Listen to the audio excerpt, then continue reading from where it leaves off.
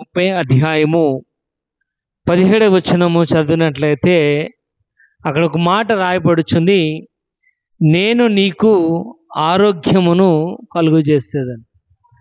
అదే 33వ అధ్యాయము 6వ వచనం రాయబడుచుంది, నేను నీకు ఆరోగ్యమును స్వస్థతను కలుగు చేసేవాడుగా ఉన్నాను. మలాకి గ్రంథము 4వ అధ్యాయము 2వ వచనంలో రాయబడుచుంది, తన రెక్కల నీడలో నీకు ఆరోగ్యం ఉంది. కాబట్టి ఓవరాల్గా ఒకసారి మనం ఆలోచన చేస్తున్నట్లయితే దేవుని యొక్క వాక్య భాగము రాయబడుచుంది, ఆయనే ఆరోగ్యమును కలుగు చేసేవాడు ఉన్నాడు. నీ యొక్క జీవితంలో ఆరోగ్యము ఉందంటే అది దేవుని యొక్క సహాయం వలన మాత్రమే తప్ప మరొకటి ఏమి కూడా కాదు. కాబట్టి ఇక్కడ రాయబడుచుంది, అటువంటి ఆరోగ్యము దేవుడు దయచేస్తాడు కనుక నీవు ఆరోగ్యకరముగా ఉండాలని ఆయన యొక్క ఉద్దేశం. దేవుడే ఆరోగ్యాన్ని ఇచ్చేవాడుగా ఉన్నాడు కనుక ఆ ఆరోగ్యాన్ని పొందుకున్న నీవు, దేవుని యొక్క సన్నిధిలో కొనసాగుతున్న నీవు ఆరోగ్యకరమైన విశ్వాసిగా ఉండాలని దేవుని యొక్క ముఖ్యమైన ఉద్దేశం. కనుక ఆయన అంటున్నాడు, నేను నీకు ఆరోగ్యమును కలుగజేస్తుంది. ఇక్కడ గతించిన వారంలో భాగంలో మనం నేర్చుకున్నాం, మనం ఆరోగ్యకరమైన విశ్వాసిగా ఉండాలంటే ఏం చేయాలో నేర్చుకున్నాం. అక్కడ రాయబడుచు, నీవు ఆరోగ్యకరమైన విశ్వాసిగా ఉండాలి అంటే రక్షణ చాలా ప్రాముఖ్యముగా ఉంది. యేసు ప్రభు మనుషులందరికీ రక్షకుడిగా ఉన్నాడు. ఆయన నీ యొక్క జీవితంలో రక్షణ కలుగు చేసేవాడిగా ఉన్నాడు కనుక నీవు ఆరోగ్యకరమైన విశ్వాసిగా ఉండాలి అంటే రక్షణ రావాలి, రక్షణ అనుభవంలోనికి రావాలి. ఒకసారి చూడండి, 1వ యోహాను పత్రిక 5వ అధ్యాయం 11వ వచనం చూద్దాం. ఏమనగా దేవుడు మనకు నిత్య జీవమును దయచేసెను. ఈ జీవము ఆయన కుమారుని అందున్నది. దేవుని కుమారుని అంగీకరించిన వాడు జీవము గలవాడు, అంగీకరించిన వాడు జీవము లేనివాడు అంటున్నాడు. ఇక్కడ మన జీవము కలిగిన వారిగా ఆరోగ్యవంతముగైన విశ్వాసిగా మనం ఉండాలి అంటే యేసు ప్రభువుని నీ సొంత రక్షకునిగా అంగీకరించాలి. కాబట్టి మానవుని యొక్క జీవితంలో రక్షణ చాలా అవసరమైనది. ఎందుకంటే యేసు ప్రభుని దేవుని కుమారుడని మనం అంగీకరించాలి. అంగీకరించకపోయినట్లయితే మనలో జీవం అనేది లేదు. కాబట్టి నీవు జీవము కలిగిన దానిగా ఉండాలి అంటే యేసు ప్రభుని రక్షకుడు అంగీకరించాలి. కనుక నీవు ఆరోగ్యకరమైన విశ్వాసిగా ఉండాలి అంటే రక్షణ చాలా అవసరం. కాబట్టి ఎన్ని దైవ కార్యాలు చేసినా మన యొక్క జీవితంలో రక్షణ లేకపోయినట్లయితే క్రియలు లేని విశ్వాసము క్రియలు లేని విశ్వాసం ఒంటిగా ఉండును. ఒంటిగా ఉన్నట్లయితే అది మృతమవును అని రాయబడుచుంది. కాబట్టి క్రియలు ఉండాలి, విశ్వాసం ఉండాలి, దాంతోపాటు రక్షణ కూడా చాలా అవసరం. కాబట్టి రెండోది మనం నేర్చుకున్నాం, మనము ఆరోగ్యకరమైన విశ్వాసిగా ఉండాలి అంటే 1వ కీర్తన 2వ వచనంలో రాయబడుచుంది, యెహోవా ధర్మశాస్త్రమందు ఆనందించుచు దేవరాలు దాన్ని ధ్యానించువాడు ధనుడు. కానీ నీవు నిత్య విద్యార్థిగా ఉన్నట్లయితేనే నీవు ఆరోగ్యకరమైన విశ్వాసిగా ఉండగలవు.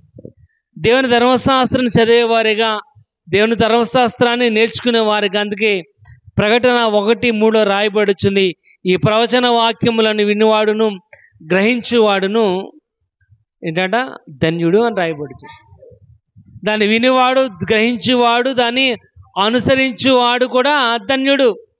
కాబట్టి నీవు ఆరోగ్యకరమైన విశ్వాసిగా ఉండాలి అంటే దేవుడిచ్చిన యొక్క ఆరోగ్యాన్ని నువ్వు కలిగిన వారిగా ఉండాలి అంటే మొదటిగా రక్షణ అవసరము, రెండోది నిత్య విద్యార్థిగా ఉండాలి. మూడోది మనం చూద్దాం, ఈ దినమున మరికొన్ని మాటలు మనం నేర్చుకుందాం. నీవు ఆరోగ్యకరమైన విశ్వాసిగా ఉండాలి అంటే ఏం చేయాలో అపోస్తలుడైన పౌలు రోమిలకు రాసిన పత్రిక 12వ అధ్యాయము 2వ వచనం నుంచి చదువుకుందాం. మర్యాదను అనుసరింపగా ఉత్తమమును అనుకూలమును సంపూర్ణమై ఉన్న దేవుని చిత్తమేదో పరీక్షించి తెలుసుకున్నట్లుగా మీ మనస్సు మారి నూతన మగుట వలన రూపాంతరము. ఇక్కడ రాయబడి వచ్చింది, నీవు ఆరోగ్యకరమైన విశ్వాసిగా ఉండాలి అంటే యూ షుడ్ బి రిఫార్మ్డ్. ఇక్కడ రాయబడుచుంది మనము ట్రాన్స్ఫార్మ్డ్గా ఉండాలి, రూపాంతరము చెందిన వారిగా ఉండాలి. ఇక్కడ అంటున్నాడు ఈ లోక మర్యాదను అనుసరింపగా అంటున్నాడు. ఏంటి లోక మర్యాద? ఏంటి లోక మర్యాద?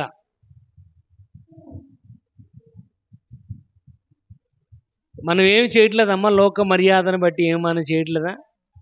మనం చేసేయన్నే లోక మర్యాదను అనుసరించి చేస్తున్నాం. ఏది చేసినా ఏది చేసినా లోకాన్ని బట్టి మనం ఫాలో అవుతున్నాం తప్ప దేవుని మీద ఆధారపడి ఏ పని కూడా చేయట్లే. ప్రతి ఒక్క ఇంట్లో ప్రతి వాని కాలుకి జబ్బకి ఓ నల్లతోడు ఉంటుంది. ఏంటది? దిష్టి తగలకుండా. దేవుని రూపంలో ఉన్న నీకు దిష్టి తగులుతామేంటి? ఆయన అంటున్నాడు, నా స్వరూపమందు నేను నరులను in his likeness and image. దేవుని స్వరూపము ద్వారా ఆయన యొక్క రూపం ద్వారా నువ్వు నిర్మించబడి ఉన్నావు. నీకు దిష్టి తగలటం ఏంటి? దిష్టి మళ్ళీ ఇంకొక వ్యక్తి, అతను కూడా దేవుని రూపంలోనే నిర్మించబడినవాడు. ఇక్కడ మన యొక్క కాళ్ళకి చేతులకి జబ్బకి మెళ్ళకి అన్నీ తాళ్లే, అన్నీ తాగిదులే. లోక మర్యాదను అనుసరింపక ఏం చేయాలంట? ఏదైతే ఉత్తమమో మంచిదో, ఏదైతే అనుకూలమో మనం చేసే అన్నీ కూడా మనకి అనుకూలంగా ఉన్నాయే చేస్తుంది తప్ప మన కష్టమైనవి మాత్రం ఒకటి కూడా చెయ్యి అంటున్నాడు. ఏది అనుకూలమో ఏది సంపూర్ణమై ఉందో ఇక్కడ రాయబడి వచ్చింది, దేవుని చిత్తమేదో పరీక్షించి తెలుసుకున్నట్లుగా అంటున్నాడు మీ మనసు మారి అంటున్నాడు. రూపాంతరం అంటే ఏంటంటే నువ్వు మారాలి. రూపాంతరం అంటే రెండు పదాలు, ఒకటి రూపము, రెండోది అంతరము. అంటే అంతరములో నుంచి రూపము చెందిన వారిగా ఉండాలి. You have to transformed. కానీ మనము రూపాంతరము చెందకపోయినట్లయితే నువ్వు ఆరోగ్యకరమైన విశ్వాసిగా ఉండవు. నువ్వు ఆరోగ్యకరమైన విశ్వాసిగా ఉండాలి అంటే ఏది అనుకూలమో ఉత్తమమో సంపూర్ణమో దేవుని యొక్క మనసు తెలుసుకున్నట్లుగా మీ మనస్సు మారి ఇక్కడ రాయబడుచుంది నూతన పరచబడుట వలన అంటున్నాడు. ఇప్పుడు ఏం చేయాలంట? నువ్వు ఆరోగ్యకరమైన విశ్వాసిగా ఉండాలంటే నూతన పరచబడాలి. ఇదిగో పాతవి గతించను, సమస్తమును కూడా కొత్తవి ఆయను. ఇక్కడ నీలో ఉన్నాయి పాతది ఏమైపోవాలంటే భూస్థాపితం చేయబడాలి, చచ్చిపోవాలి. పాతది పోతున్న తప్ప కొత్తది రాదు. ఎవడును పాత తిత్తులో కొత్త ద్రాక్ష రసము పోయాడు. ఇన్ కేసు వాడు పోసినట్లయితే ద్రాక్ష రసం పాడైపోద్ది, తిత్తే పగిలిపోద్ది. నా మాట కాదు, బైబిల్లో మాట. కానీ ఎవడు కూడా కొత్త ద్రాక్ష రసంలో కొత్త తిత్తే కొత్త నూనె పోస్తాడు తప్ప పాతది మాత్రం పోయాడు. కానీ ఇక్కడ రాయబడి నీలో ఉన్నవాడు ఏం చేయాలంటే పారవేయబడాలి, కొత్తదిగా నూతన పరచబడిన వారిగా. అందుకే లోకమో దేవునికి ఏదైతే ఇష్టమో ఏదైతే మంచిదో దాని ప్రకారము జరిగించిన వారిగా ఉండాలి. అంటే రూపాంతరము చెందిన వారిగా ఉండాలి. ఇంకెంతకాలం మన బ్రతుకు ఇంకా అదే స్థితిలో? ఇంకెంతకాలం ఎక్కడ వేసిన వారికి అక్కడే ఉండిపోవడం వల్ల ప్రయోజనం ఏంటి? ఎక్కడ వేసిన వారు అక్కడే ఉండిపోయినట్లయితే మనలో అభివృద్ధి అనేది ఉండదు, మనలో పెరుగుదల అనేది ఉండదు. మనం ఇంకా కంపు కొట్టు వానిగానే ఉండిపోతాం. చూడండి, డ్రైనేజ్ చూడండి, వాటర్ వెళితేనే వాటర్ వెళ్ళితేనే వాసన రాదు. వాటర్ వెళ్ళకపోయినట్లయితే దోమలు పెరుగుతాయి, బ్యాక్టీరియా పెరుగుతుంది, భయంకరమైన వాసన, మనం ఉండలేం. ఇక్కడ చిన్న డ్రైనేజ్ విషయంలోనే మనము ఎంతో శ్రద్ధ తీసుకుని రోజు తుడిచేటప్పుడు తుడిచేస్తాం. నీళ్ళు అవసరమైతే విడిచిపెట్టేస్తాం ఆ వాటర్ అంతా పోయేలాగా. మరి నీ హృదయం వద్దా? నువ్వు ఆరోగ్యకరమైన విశ్వాసగా ఉండాలి అంటే నువ్వు మారాలి, రూపాంతరం చెందబడిన వారుగా ఉండాలి. ఎందుకంటే ఆయన ధనవంతుడై ఉండి నీ కోసము దరిద్రుడాయను అని రాయబడుతుంది. ఆయన ధనవంతుడు.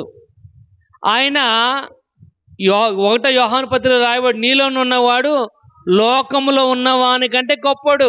కాబట్టి ఆయన సామాన్యమైన వాడు కాదు, గొప్పడు.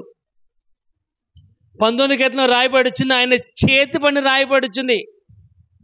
ఆకాశములు దేవుని యొక్క మహిమను వివరిస్తున్నాయి, అంతరిక్షం ఆయన యొక్క చేతి పనిని కనబరుస్తున్నాయి. ఆయన ఒక సామాన్యమైన వాడు కాదు. అయినప్పటికీ నీ కోసం సామాన్య మానవునిగా తన్ను తాను తగ్గించుకొని రూపాంతరం చెందినవాడు ఈ లోకంలోనికి వచ్చాడు. అందుకే రాయబడుచుంది, మనుష్య కుమారుడు ఈ లోకంలోనికి మానవ రూపం ధరించుకుని ఈ లోకానికి వచ్చాడు. కాబట్టి యోహాను సువార్త 2:1-2 వచనంలో రాయబడుచుంది, కానాను ఊరిలో ఒక వివాహం జరిగింది. యేసు ప్రభువును ఆయన శిష్యులను ఆమె తల్లి కూడా వివాహానికి పిలువబడినట్లుగా రాయబడుచుంది. అంటే యేసు ప్రభు కూడా ఒక సామాన్య మానవునిగా అదే గ్రామానికి చెందినవాడిగా మరియా యేసేవుల కుమారుడిగా ఆ వివాహమునకు పిలువబడ్డాడు.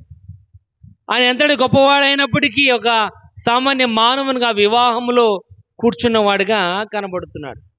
అదే యోహాను సువార్త 11:35 వచనంలో రాయబడుచుంది, యేసు ప్రభు కన్నీళ్లు విడిచెను అని. ఆయన ఒక సామాన్య మానవునిగా తన ఫ్రెండ్ ఎప్పుడైతే లాజరు చనిపోయాడో ఆయన కూడా కన్నీళ్లు విడిచినట్లుగా కనబడుతుంది. అదే లూకా సువార్త 19:7 వచనంలో మనం చదివినట్లయితే ఆయన అక్కడ జనం అంటున్నారు, ఇదేంటి ఈయన ఈ పాపి అయిన మనిషి ఇంటికి వెళ్తున్నాడేంటి? అది పాపం చేసిన వాడు. జక్కీ గురించి మాట్లాడుతున్నాడు. అంటే ఆయన పాపము చేస్తున్న వారితో కలిసి ఉన్నవాడిగా ఉన్నాడు, పాపితో కలిసి ఉన్నవాడిగా ఉన్నాడు, దొంగలతో ఆయన నిలబెట్టబడిన వాడిగా ఉన్నాడు. అయినప్పటికీ దేవుని యొక్క వాక్య భాగం రాయబడుచుంది, పాపము లేని వాడిగా ఉన్నాడు. ఇక్కడ చూడండి, 2 కొరింథీ 5 రాయబడుచుంది, పాపం ఎరుగని ఆయన మన కోసము పాపముగా ఎంచబడ్డాడు. అంటే ఆయన సామాన్య మానవునికి లోకంలో వచ్చినప్పటికీ, పాపులతో ఉన్నప్పటికీ, నరహంతకులతో ఉన్నప్పటికీ, దొంగలతో ఉన్నప్పటికీ ఆయనకి ఎంత మాత్రం కూడా అది అంటుకోలేదు, పాపము తెలియని వాడుగా. అంటే ఆయన గొప్పవాడై ఉన్నప్పటికీ నీ కోసము మన కోసమైనా మనతో పాటు మమేకమైన వాడిగా కనబడుతున్నాడు. కనుక యోహాను సువార్తలో రాయబడుచుంది, ఆ వాక్యము శరీరధారిగా కృపాసత్య సంపూర్ణుడిగా మన మధ్య నివసిస్తున్నాడు. అదే చూడండి, ఇక్కడ రాయబడుచుంది హెబ్రీయులకు రాసిన పత్రిక 2:14-15 రాయబడుచుంది, ఆయన నీ కోసము రక్త మాంసములు కలిగిన వాడిగా ఉన్నాడు అని రాయబడుచుంది. ఇక్కడ ప్రియమైన వాళ్ళరా, ఆయన కూడా నిన్ను రక్షించడానికి కోసం, నీవు ఆరోగ్యకరమైన విశ్వాసగా ఉండడానికి కోసం ఆయన ఏ విధంగా అయితే ఈ లోకములో ఉన్న వారితో కలిసిన వాడిగా ఉన్నప్పటికీ ఆయన వేరుగానే ఉన్నాడు తప్ప లోకములు ఆయన కలవలే. అందుకంటే లోకంలో ఉన్న వాటిని ఆయనను ప్రేమించినట్లయితే దేవుని ప్రేమ వానిలో ఉండదు. కానీ ఇక్కడ రాయబడుచుంది ఏంటంటే మిమ్ములను మీరే దేవునికి అప్పగించుకోవాలి. చూడండి, రోమీయులకు రాసిన పత్రిక 6:13 మృతులలో నుండి సజీవులం అనుకుని మిమ్మును మీరే దేవునికి, ఇక్కడ రాయబడుచుంది, నీ యొక్క అవయవములను పాపమునకు అప్పగింపవద్దు. మీ అవయవాల్ని, మీ శరీరమును పాపమునకు మీరు అప్పగించవద్దు. కాబట్టి ఏది నీ మీద తన ప్రభావాన్ని చూపుతుంది, మనం కూడా ఎవరైతే మన మీద ప్రభావాన్ని చూపారో ఆ ప్రకారంగానే మనం మారిపోతూ ఉంటాం. అందుకో సామెత కూడా ఉంది, ఏంటది, 6 నెలల సహవాసం చేస్తే అమ్మా వాళ్ళు వీరవుతారు, వీళ్ళు వారైపోతారు. కానీ ఇక్కడ రాయబడుచుంది ఏంటంటే నీ మీద ఏది ప్రభావం చేస్తుంది? టీవీ ప్రభావం చేస్తుందా? ఆటల ప్రభావం చేస్తున్నాయా? మనుషుల యొక్క మాటల ప్రభావం చేస్తున్నాయా? ఫోన్ ప్రభావం చేస్తుందా? ఏది ప్రభావం చూపించినా దానికి నువ్వు లోబడిపోతావే తప్ప దాని నుంచి నువ్వు బయటికి రాలేవు. కానీ ఇక్కడ రాయబడుచుంది ఏంటంటే ఈ లోక మర్యాదను అనుసరింపగా ఏదైతే ఉత్తమమో దేవుని చిత్తమో తెలుసుకోవాలి అంటే నూతన పరచబడిన వారిగా, రూపాంతరం చెందిన వారిగా ఉండాలి.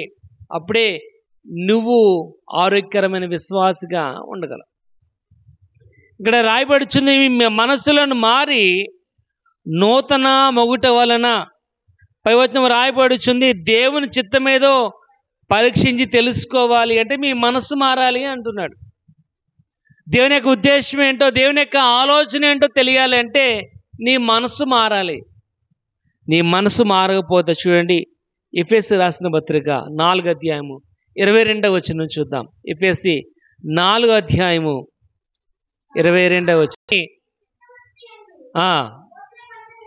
నూతన పరచబడిన వారై నీతియు యథార్థమైన భక్తి గల వారై దేవుని పోలికగా సృష్టింపబడిన నవీన స్వభావం ఏం చేయాలంట? ధరించుకోవాలి. ఇక్కడ రాయబడుచున్న మాట ఏంటంటే మనము నవీన స్వభావమును కలిగిన వారిగా ఉండాలి. అంటే మనలో ఉన్న పాతది ఏమైపోవాలంటే నశించిపోవాలి. ఆ పాతది పోయి కొత్తగా మనము జీవించబడిన వారిగా, ఆరోగ్యకరమైన వారిగా ఉండాలి. అంటే యేసు ప్రభుని రక్షకునిగా అంగీకరించాలి. అంగీకరించిన నీవు ఆ అంగీకారానికి గుర్తుగా బాప్తిసం అనేది తీసుకోవాలి. బాప్తిసం తీసుకుంటేనే మనము ఆరోగ్యకరమైన విశ్వాసగా ఉండగలం. ఇక్కడ వాక్యభాగం రాయబడుచుంది. ఇప్పుడు ఏం చేయాలంట? మిమ్మల్ని మీరే దేవునికి ఏం చేయాలంట? అప్పగించుకోవాలి. అప్పగించుకోవాలంటే రూపాంతరం చెందబడిన వాడిగా మనం ఉండాలి. రూపాంతరం మనం చెందాలి అంటే మనం మారి నూతనమైన వారుగా, ఇక్కడ వాక్యభాగం రాయబడుచుంది. కావున మునుపటి ప్రవర్తన విషయంలోనైతే మోసకరమైన దురాశల వలన చెడిపోయి మీ ప్రాచీన స్వభావమును వదులుకోవాలి అంటున్నాడు. ప్రాచీన స్వభావాన్ని వదులుకోవాలి అంటే ఎప్పుడైతే ఆ బాప్తిస్మం ద్వారా ముంచబడ్డామో మన పాత జీవితం అనేది కడగబడి ఎప్పుడైతే తిరిగి లేస్తామో నవీన స్వభావముగా మనం తిరిగి లేవగలిగిన వారిగా మనం ఉండగా, ఎప్పుడైతే ఆ విధంగా ఉన్నామో మనము రూపాంతరం చెందిన వారిగా ఉండగలం. అప్పుడు మనం ఏం చేయాలని చూడండి, రోమా 13వ అధ్యాయం 14వ వచనం. ప్రభు అయిన యేసుక్రీస్తును ఏంటంట? ప్రభు అయిన యేసుక్రీస్తుని ఏం చేయాలంట? ధరించుకోవాలి. అంటే హ్యాంగర్కున్న షర్ట్ వేసుకోవడం కాదు, హ్యాంగర్కున్న షర్ట్ వేసుకోవడం కాదు రూపాంతరం చెందడం అంటే. ప్రభుని ధరించుకోవడం అంటే ఏదో షర్ట్ వేసుకున్నట్టు వేసుకోవడం కాదు. ఎందుకంటే వాక్యభాగం రాయబడుచుంది మత్తయి సువార్త 23వ అధ్యాయం 23వ వచనంలో, అయ్యో శాస్త్రులారా పరిసయ్యులారా, చదవండి. అయ్యో శాస్త్రులారా పరిసయ్యులారా, మీరు పుదీనాలోను సోంపులోను జీలకర్రలోను 10వ భాగం ఇస్తున్నారు, కానీ ధర్మశాస్త్రం సంబంధమైన ఏది మనకి అవసరమో దాన్ని మీరు పాటించట్లేదు. అదేంటంటే ధర్మశాస్త్రాన్ని ఫాలో అవ్వాలి. చదవండి. ధర్మశాస్త్ర సంబంధం ప్రధానమైన విషయములు అనగా న్యాయమును, కనికరమును, విశ్వాసమును. ఇక్కడ ఏం చేశారంట? వారు ఇస్తున్నారు. వారు మేమే గొప్పలు అనుకుంటున్నారు. ఏమిచ్చి పుదీనాలో ఇచ్చి, సోంపులో ఇచ్చి, జీలకర్రలో ఇచ్చి మేమే బెస్ట్ అనుకుంటున్నారు. కానీ అసలైనది మర్చిపోయారు. ఏంటి అసలైనది ఏంటంటే కనికరము, న్యాయము, విశ్వాసం మర్చిపోయారు. మర్చిపోవడం వల్ల రూపాంతరం చెందినట్లేం కాదు. దేవునికి ఏదైతే అనుకూలమో, ఏదైతే మంచిదో, ఏదేదో సంపూర్ణం అది మనం చేయాలి అంటే న్యాయం ఉండాలి, కనికరం ఉండాలి, విశ్వాసం కూడా మనము కనపరచాలి. అందుకే 27వ వచనంలో రాయబడుతుంది, శాస్త్రులారా పరిసయ్యులారా మీరు ఎలా ఉన్నారంటే మీరు సున్నం కొట్టిన సమాధి వలె ఉన్నారు. పైన తెలిపే కానీ లోపలంతా కూడా కుళ్ళు. ఎలా ఉన్నారంట? సున్నం కొట్టిన సమాధి వలె తెల్లగా ఉన్నారు. కాబట్టి మనం ఇక్కడ రాయబడి నువ్వు ఆరోగ్యకరమైన విశ్వాసిగా ఉంటే నువ్వు తెల్లగున్నంత మాత్రాన పని అవదు. బయట అపిరెన్స్ దేవుడు ఇష్టపడేవాడు కాదు. మనుషులు మాత్రం బయట అపిరెన్స్ని ఇష్టపడతారు. దేవుడు మాత్రము హృదయాన్ని గ్రహించేవాడు, హృదయాన్ని అర్థం చేసుకునేవాడు. నువ్వు బయట ఎలాగుంటే ఎవడకు కావాలి నీ హృదయం మారకపోతే. పరిసయ్యులు అనుకుంటున్నారు, ఏమనుకుంటున్నారు? నేను అన్నిట్లో దశమభాగం ఇస్తున్నాను. పరిసయ్యుడు ప్రార్థన చేస్తున్నాడు, నేను అన్నిట్లో నీకు దశమభాగం ఇస్తున్నాను. ఈ పరిసయ్యుడు ఈ సుంకరం వంటి వాడిని కాదు నేను. వాళ్ళు ఏం లేదు, తన సహోదరుడు అంటే కనికరము లేదు, వాడంటే ప్రేమ లేదు. ఇక్కడ ప్రియమైన వాళ్ళరా, నువ్వు ఆరోగ్యకరమైన విశ్వాసిగా ఉండాలి అంటే, నువ్వు ఆరోగ్యకరమైన విశ్వాసిగా నువ్వు ఉండాలి అంటే నువ్వు రూపాంతరం చెందబడిన వారుగా ఉండాలి.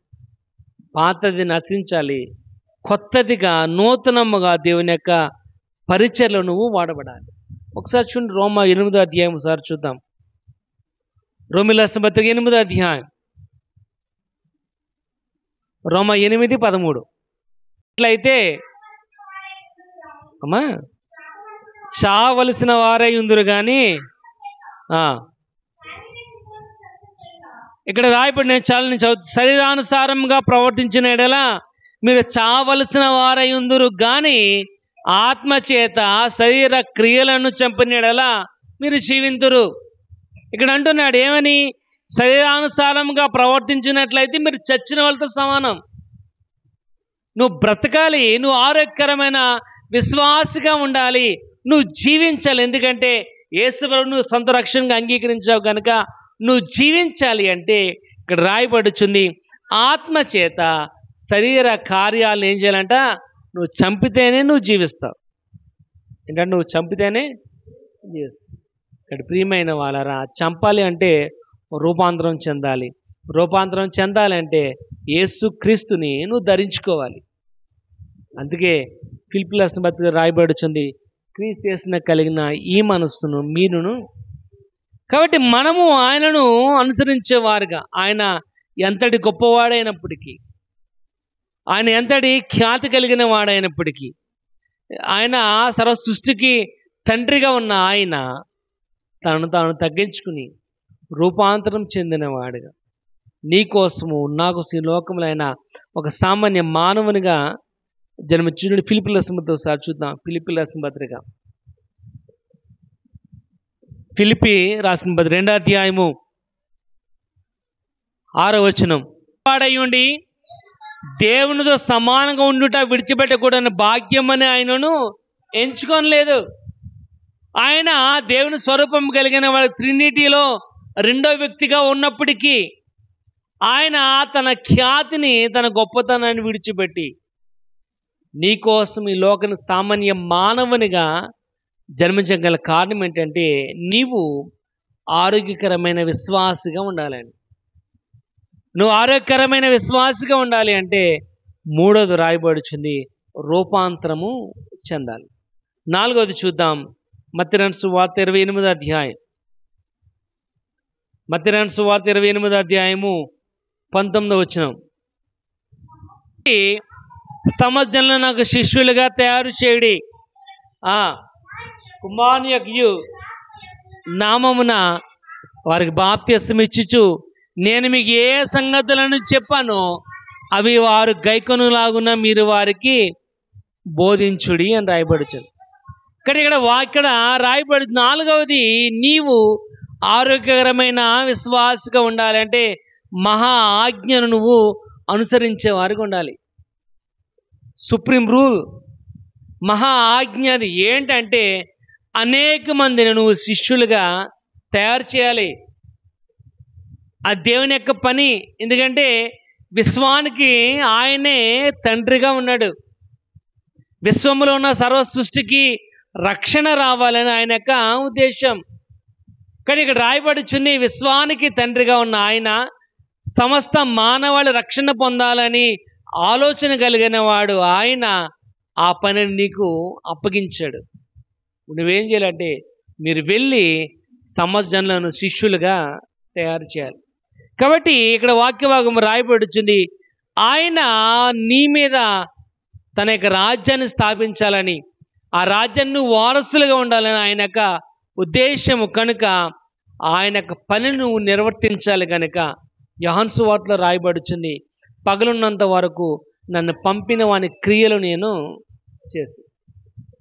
కానీ ఈ భూమి మీద ఉన్నంత వరకు నీ యొక్క బాధ్యత ఏంటంటే ఆ సుప్రీం రూల్ని నువ్వు పాటించాలి.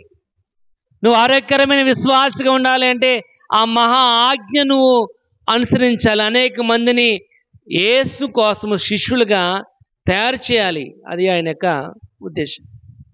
కానీ ఇక్కడ రాయబడుచున్న మాట చూడండి, యాకోబు పత్రిక 2వ అధ్యాయం, యాకోబు పత్రిక 2వ అధ్యాయం 17వ వచనం. లేకపోయినట్లయితే అది ఒంటిగా ఉండి అది మృతమైనది అగును. ఇక్కడ రాయబడుచు ఏంటంటే విశ్వాసం కనుక క్రియ లేకపోయినట్లయితే, ఏంటంటే విశ్వాసం క్రియ లేకపోయినా అంటే నీ విశ్వాసం ఏముండాలి? క్రియ ఉండాలి. యేసు ప్రభువును నువ్వు అంగీకరించినంత మాత్రాన నువ్వు గొప్పదనం అయితే కాదు. యేసు ప్రభుని అంగీకరించినంత మాత్రం నువ్వు గొప్పదనం కాదు, కానీ ఆ గొప్పతనం కనబడాలంటే దేవుని యొక్క పని నువ్వు చేయాలి. నువ్వు ప్రార్థనకు వచ్చినంత మాత్రాన గొప్పదనం అయితే కాదు. నువ్వు మానగా దేవుని స్తుతించినంత మాత్రాన గొప్పదనం కాదు. నువ్వు రాగానే కుర్చీలు వేసినంత మాత్రం నువ్వు గొప్పదనం కాదు.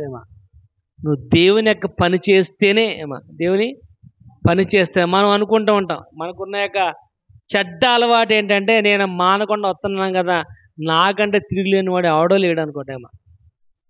ఆయన అంటున్నాడు, నువ్వు కాకపోతే ఆయన స్తుతించడానికి రాళ్ళు ఉన్నాయి. ఆయన ఏమన్నాడు? శిష్యుల్ని కాసేపు నోరు మూసుకోమని చెప్పన్నారు పరిసయ్యులు. వాళ్ళు కనుక నోరు మూసుకున్నట్లయితే రాళ్ళు మాట్లాడతాయి. మాట్లాడి అంటే దాన్ని ఆపడం కష్టం. నువ్వు దేవునికి కావసరం లేదు, దేవుడు నీకు కావాలి. దేవుడు అవసరం లేదమ్మా. నువ్వు ఆరోగ్యకరమైన విశ్వాసగా ఉండాలి అంటే, నీ జీవితం ఆరోగ్యకరమైనదిగా ఉండాలి అంటే వాక్యభాగం రాయబడి నీకు దేవుడు అవసరం. అంటే రాయబడుచుంది ఏంటంటే విశ్వాసము గనక క్రియ లేకపోయినట్లయితే అది ఒంటిగా ఉండి అది మృతమవును అంటున్నాడు. కాబట్టి నీ విశ్వాసంలో ఏముండాలంటే క్రియ ఉండాలి. నీ విశ్వాసంలో ఏముండాలంటే క్రియ ఉండాలి. అంటే ఆ మహా ఆజ్ఞను అనుసరించాలి. ఆ మహా ఆజ్ఞ ఏంటంటే మీరు వెళ్ళి సమజనులను నాకు శిష్యులుగా తయారు చేయండి. మార్కులు అంటున్నాడు సర్వ సృష్టికి సువార్తను ప్రకటన చేయాలి. కాబట్టి ఈ యొక్క మహా రూల్లో, ఈ ఆజ్ఞలో 5 విషయాలు మనకు ముఖ్యంగా కనబడుతున్నాయి. ఈ 28వ అధ్యాయం 19వ వచనంలో మనకు 5 విషయాలు కనబడుతున్నాయి ప్రాముఖ్యంగా. ఒకటి అథారిటీ, అధికారం ఎవరిది అంటే క్రీస్తుది. అధికారం ఎవరిది? క్రీస్తుది. ఏంటి అధికారం? మీరు వెళ్ళండి అంటున్నాడు, కమాండ్ చేస్తున్నాడు ఆయన. రిక్వెస్ట్ కాదు, దయచేసి మీరు వెళ్ళండి అంటలేదు, మీరు వెళ్ళండి, కమాండింగ్. కాబట్టి ఆ యొక్క అధికారం ఎవరిదంటే క్రీస్తుది. అధికారం ఎవరిదంట? క్రీస్తుది. ఇక్కడ రాయబడుచుంది. రెండవది ఏంటంటే టాస్క్, పని. ఏ పని? శిష్యులుగా తయారు చేయడం నీ పని. ఆ పని ఎవరిది? అది కూడా క్రీస్తుదే. కాబట్టి అధికారము ఆయనదే, పని కూడా ఆయనదే. మూడవది శక్తి. ఆ పని చేయడానికి ఏం కావాలి? శక్తి కావాలి. శక్తి ఎవరిది? ఆయన అంటున్నాడు, నేను ఇస్తాను అంటున్నాడు శక్తి. కాబట్టి అధికారం ఆయనదే, పని ఆయనదే, శక్తి కూడా ఆయనదే. మూడవది లక్ష్యం, పర్పస్. ఏంటా పర్పస్ అంటే ఎవరైతే వారు రక్షింపబడ్డారో, రక్షింపబడిన వారు ఎవరికి సొత్తు? దేవుని యొక్క సొత్తు. కాబట్టి ఆ పని యొక్క పర్పస్, లక్ష్యం కూడా ఆయనే. ఇక్కడ రాయబడుచుంది. ఒకటి అధికారము క్రీస్తుదే, పని క్రీస్తుదే, శక్తి క్రీస్తుదే, లక్ష్యము కూడా, పర్పస్ కూడా క్రీస్తుదే. కానీ ఇక్కడ ఐదవది ఇంకోటి కనబడుతుంది, అదేంటంటే విధేయత. ఏంటది? విధేయత. ఇక్కడ రాయబడి చిన్న మాట 20 వచనములో, నేను మీకు ఏ సంగతులను ఆజ్ఞాపించితునో వాటన్నిటినీ గైకొనవలెనని వారికి బోధించాలి. అంటే ఆయన మాటను వినాలి, అది విధేయత.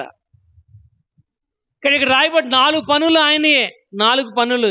ఈ 4 కూడా చాలా కష్టతరమైన పనులు. ఎందుకంటే అధికారం ఆయనదే, పని ఆయనదే అమ్మా, శక్తి ఆయనదే, లక్ష్యం ఆయనది. ఈ 4 కూడా చాలా పెద్ద పనులు, కష్టమైన పనులు. కానీ విధేయత మాత్రం చాలా చిన్న పని.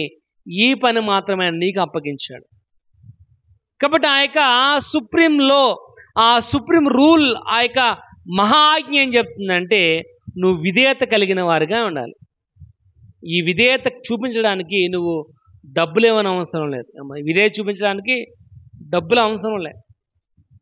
ఇప్పుడు చూడండి, మన మాట నిజమని నమ్మాలనుకోండి, నీ మాట నిజమని నమ్మాలంటే డబ్బులు కావాలి అమ్మా. నీ మాట నిజమని నమ్మాలంటే డబ్బులు కావాలి. ఇప్పుడు మనం బీరువా కొంటాకి వెళ్ళాం ఏమా, ఎక్కడికెళ్ళాం? బీరువా కొంటాకి వెళ్ళాం, చూసాం బీరువా, రేపు వద్దున వచ్చి వేసుకెళ్ళిపోతామని అంటాం ఏమా. జాగ్రత్తకెళ్ళండి అంటాడు షాపుడు ఏమా. షాపుడు జాగ్రత్తకెళ్ళండి అమ్మ, రేపు పొద్దున్న గమ్ముడు వచ్చింది అంటాడా? అడ్వాన్స్ ఇచ్చి వెళ్ళమంటాడు. ఏమంటాడు? అడ్వాన్స్ ఇచ్చి వెళ్ళకపోతే ఇంకో అమ్మేసుకుంటాడు. అమ్మ నీకు కావాలా వద్దా? అడ్వాన్స్ లేదా ఇదిగో ఇంకో బేరం రెడీగా ఉంది, అమ్మేస్తాను. వాడు అమ్మేయకపోయినా అమ్మా నువ్వు తప్ప ఎవడు కొండదు దాంట్లో. కాబట్టి అది నువ్వు కొనాలి కాబట్టి అమ్మా, అది నీ కింద ఉండాలంటే నువ్వేం చేయాలి? అడ్వాన్స్ ఇవ్వాలి. లేదా గొడవలు పెట్టుకుని అమ్మేశానన్నా ఆశ్చర్యపోవడం అవసరం లేదు. కాబట్టి నీ మాటే నమ్మాలంటే, నీ మాట నమ్మాలంటేనే డబ్బులు కట్టాలి నువ్వు. అర్థమైందా? అందరు ఇక్కడే ఉన్నారమ్మా? ఇక్కడే ఉన్నారుగా అందరూ? ఎవరు పడుకోవట్లేదుగా? మరి నేను వాకింగ్ చెప్తే మీకు జోల పడినట్టు ఉంటుందని నాకేం అర్థమవుతలేదు. కానీ ఎంత ప్రశాంతంగా పడుకుంటున్నారంటే అంత ప్రశాంతంగా పడుకుంటున్నారు. అసలు నాకు ఇలా లోపల మా చెమటలు గారేది. మరి ఇక్కడ వాక్య భాగం రాయబడి ఏంటంటే నీ మాట నిజమని నమ్మాలంటే అమ్మా ఎవరు కూడా అడ్వాన్స్ ఇవ్వకుండా గుమ్మం కూడా కదలనివ్వరు. అమ్మ కొంటావో కనవా, కొంటావో కనవా, కొంటావో కనవా అని 100 సార్లు అడుగుతాడు. నువ్వు అడ్వాన్స్ ఇచ్చాక మళ్ళీ నీ అంక చూడటం, అడ్వాన్స్ ఇచ్చాక నీ అంక చూడటం మళ్ళీ.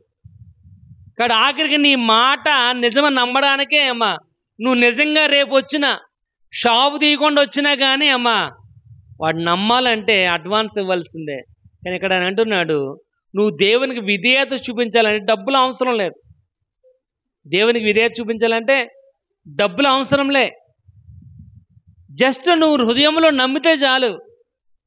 పగలున్నంత వరకు నన్ను ఎవరైతే పంపారో ఆ పని నేను చేస్తానని నమ్మితే చాలు. ఇక్కడ రాయబడుచుంది, ఆ యొక్క అధికారము క్రీస్తుది, పని క్రీస్తుది, శక్తి క్రీస్తుది అమ్మ, లక్ష్యం పర్పస్ కూడా క్రీస్తుది. కానీ ఆ ఒక్కటే విధేయతను చూపించినట్లయితే ఈ 4 పనులు కూడా చేయడానికి దేవుడు నీకు శక్తిని ఇస్తాడు. అదే ఈ మహా ఆజ్ఞ. కానీ నువ్వు ఆరోగ్యకరమైన విశ్వాసిగా ఉండాలి అంటే ఏం చేయాలంట?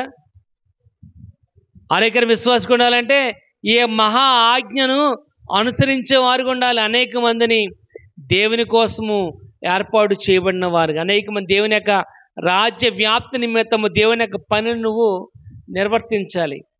కానీ ఇది ఎలాగా మనం అర్థం చేసుకోగలమంటే పార్ట్నర్షిప్ అనే పదం ద్వారా మనం అర్థం చేసుకోగలం. పార్ట్నర్షిప్ అంటే ఏంటి? పార్ట్నర్షిప్ అంటే ఏంటి?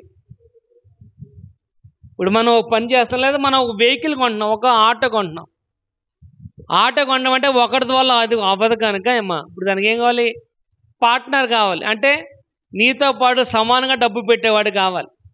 అంటే వాళ్ళ ఆటో 1,00,000 రూపాయలు అయితే నా దగ్గర 50 ఉంటే నీ దగ్గర 50. ఇప్పుడు ఇద్దరే కలిస్తే ఒక ఆటో మనం కొనగలం. కానీ లాభం వస్తే ఇద్దరం కూడా సిరిసగం, నష్టం వచ్చినా సిరిసగం. అది పార్ట్నర్షిప్. కానీ ఇక్కడ ఆయన ఇచ్చే పార్ట్నర్షిప్ ఏంటంటే శక్తి ఆయనదే అమ్మా, శక్తి ఆయనదే, పని ఆయనదే అమ్మా. దానికి కావలసిన సమస్తం కూడా అధికారం ఆయనదే, లక్ష్యం ఆయనదే. కానీ ఆయన అంటున్నాడు, జస్ట్ నువ్వు నమ్మితే చాలు, నేనే కార్యాన్ని చేస్తా. అది పార్ట్నర్షిప్. కాబట్టి నువ్వేమి చేయని అవసరం లేదు, జస్ట్ నమ్మితే చాలు. నమ్ముట నీ వలన అయితే నమ్మని సమస్తం కూడా సాధ్యం. అది ప్రియమైన వాళ్ళారా, నీవు ఆరోగ్యకరమైన విశ్వాసిగా ఉండాలి అంటే ఏం చేయాలంట? మహా ఆజ్ఞను అనుసరించేవారుగా, రూపాంతరం చెందిన వారుగా, నిత్య విద్యార్థిగా, రక్షణ పొందిన వారుగా ఉంటేనే నీ యొక్క జీవితమునకు మెరుగైన ఆరోగ్యకరమైన శక్తిని దేవుడు నీకు అనుగ్రహిస్తాడు. ఒక చిన్న ఎగ్జాంపుల్ మనం చూద్దాం. అదే మత్తయి రాసిన సువార్త 9వ అధ్యాయం. మత్తయి రాసిన సువార్త 9వ అధ్యాయము 37 చదువుకుందాం. కోత విస్తారమే కానీ పనివారు కొద్దిగా ఉన్నారు. చాలండి. ఏంటంట? కోత విస్తారమే, పనివారు ఎలా ఉన్నారంట? కొద్దిగా ఉన్నారు. అంటే ఏంటి? ఇక్కడ కూడా కొన్ని మాటలు కనబడుతున్నాయి అమ్మా. కోత విస్తారముగా ఉంది, పనివారు కొద్దిగా ఉన్నారు. కానీ ఇక్కడ రాయబడిచింది కోత అమ్మా. కోత ఎవరిదే? దేవునిది. కోత ఎవరిదే? దేవుని. కోత దేవునిది కనుక పనివారు కూడా ఆయన దగ్గరే ఉన్నారు అమ్మా. పనివారు కూడా అక్కడ రాయబడిచి కోత విస్తారమే కానీ పనివారు కొద్దిగా ఉన్నారు ఆయన దగ్గర. అంటే కోత ఆయనదే, ఆయన దగ్గరే పనివారు ఉన్నారు. కోత ఆయనది, ఆయన దగ్గరే పనివారు ఉన్నారు. మూడవది, కోత యజమాని ఎవరు అమ్మా? కోత యజమాని కూడా దేవుడే. కానీ కోత ఆయనదే, కోత యజమాని ఆయనే, కోత పనివారు కూడా ఆయన దగ్గరే ఉన్నారు. ఒకవేళ కోత నూర్చామనుకోండి, కోత నూర్చామనుకోండి, అధికారి ఎవరో కోత నూర్పుడికి ఏమా? ఆయన. ఎందుకంటే పొలం ఆయనదే కదా, పొలం ఆయనదే కాబట్టి కోసేవాడు ఆయనే, నూర్చేవాడు కూడా ఆయన. ఆయన దగ్గరే పనివారు ఉన్నారు. కానీ మళ్ళీ మనల్ని ఎందుకు అడుగుతున్నాడు? ఏమంటున్నాడు? కోత విస్తారము కానీ పనివారు ఎందుకు? కోత ఆయనదే కదా, పనివారు ఆయన దగ్గర ఉన్నారు కదా, కోత యజమాని ఆయనే కదా, నూరిస్తే లాభం కూడా ఆయనకే కదా. మరి నిన్నెందుకు అడుగుతున్నాడు? చూడండి కింద మాటలు అంటున్నాడు, గనుక తన కోతకు పనివారిని పంపమని కోత యజమానిని వేడుకోవాలంట. చూడండి ఎంత ఆశ్చర్యంగా ఉందో. ఏంటంట? కోతకి పనివారిని పంపమని ఎవరు అడగాలి? శిష్యులు అడగాలి. అంటే నువ్వు అడగాలి. కోతకి పనివారిని పంపని నువ్వు అడిగితే అమ్మా, నువ్వు అడిగితే ఆయన ఏం చేస్తాడంట? పనివారిని పంపిస్తాడు అమ్మా, కోతకు వస్తాడు, కోతని నూర్పుతాడు. అంటే కోతకే అమ్మా తన ఫలాన్ని కూడా ఆయనే. కానీ నువ్వేం చేయాలంట? ఆయనని వేడుకోవాలి అంటున్నాడు. అదే మాట అక్కడ అంది. గనుక తన కోతకు పనివారిని పంపమని కోత యజమానిని వేడుకొనుడని తన శిష్యులతో చెప్పాను. ఇప్పుడు ఏం చేయాలంటే ఆ పని జరగాలంటే నువ్వే అడగాలి, ప్రభా ఆ కోత కోయించండి అని. అప్పుడే ఆ కోత యజమానిగా ఉన్న ఆయన ఆ కోతకి పనివారిని పంపించే శక్తి కలిగి కూడా ఆయనే కలిగిన వాడిగా ఉన్నాడు. జస్ట్ నువ్వేం చేయాలంటే అడగాలి. అందుకే అడుగుడు మీకు ఇవ్వబడును అంటుంది. కానీ నువ్వు ఆరోగ్యకరమైన విశ్వాసిగా ఉండాలి అంటే దేవుని అడగాలి. ఏమని? ప్రభా నేను ఆరోగ్యకరమైన విశ్వాసిగా ఉండాలి. నువ్వు బలహీనమైన విశ్వాసగా ఉన్నావు అనుకోండి అమ్మ, నువ్వు బలహీనమైన విశ్వాసగా ఉన్నావు అనుకోండి, ఆ కుర్చీయే నీకు దిక్కు అమ్మ. నువ్వు బలహీనమైన విశ్వాసగా ఉంటే ఆ కుర్చీయే నీకు దిక్కు అమ్మ. రాగా నేను చేయట్టుకుని ఆ కుర్చీలో కూర్చోబెడతారు. రాగానే చేయబట్టుకుని కుర్చీలో కూర్చోబెడతారు. అయిపోగానే మళ్ళీ కుర్చీలోంచి నేను బయటికి, మరి ఇంకెక్కడ నీలో మార్పేది? కానీ ఇక్కడ రాయబడుచున్న మాట ఏంటంటే పని అంతా కూడా ఆయనదే, జస్ట్ నువ్వు అడగడం మాత్రమే నీకు బాధ్యత. ఆయనే శక్తికి మించినట్లుగా, అందుకే ఊహకు అందని విధముగా ఆయన తన ఆశ్చర్య కార్యాలని చేయగలిగాడు. అడిగిన వాటన్నిటికంటేను ఊహించేవాడన్నిటికంటే అత్యధికంగా చేయగలేక శక్తి కలిగిన వాడు ప్రభువైన క్రీస్తు. కనుక నువ్వు ఆరోగ్యకరమైన విశ్వాసిగా ఉండాలి అంటే ఒకటి, రక్షణ చాలా ప్రాముఖ్యమైనది. రెండవది, నిత్య విద్యార్థిగా దేవుని యొక్క వాక్యాన్ని అనుక్షణము చదివేవారిగా ఉండాలి. మూడవది ఏమా రూపాంతరం చెందాలి. నాలుగవది మహా ఆజ్ఞను అనుసరించే వారిగా ఉండాలి. ఇక్కడ ఈ మహా ఆజ్ఞలో ఏమా పని ఆయనదే, శక్తి ఆయనదే, ఏమా దాని ఫలితం ఆయనదే, అధికారం ఆయనదే. జస్ట్ నువ్వు మాత్రము ఆయన మాట చెప్పినట్టు నడుచుకోవటం మాత్రమే నీ యొక్క పని. నువ్వు వెళితే ఆయనే తన కార్యాన్ని చేసేవాడిగా ఉన్నాడు. నువ్వు ముందుకు అడిగేస్తే ఆయన తన పనిని నిర్వర్తించేవాడుగా ఉన్నాడు. కానీ మనమే ఆ పనిలో ముందుకు అడుగు వేయలేకపోతున్నాం. అడుగు వేసి తప్పకుండా ఆయన తన కార్యాన్ని నెరవేర్చేవాడుగా ఉన్నాడు. దేవుని యొక్క ఉద్దేశం ఏంటంటే నువ్వు ఆరోగ్యకరమైన విశ్వాసంగా ఉండాలని దేవుని యొక్క ఉద్దేశము. అటు కృపను దేవుడు మనకు అనుగ్రహించడానికి ప్రార్థన చేద్దాం. దేవుడి కొద్ది మాటలు మన వెనుకలు దీవించి ఆశీర్వదించును గాక.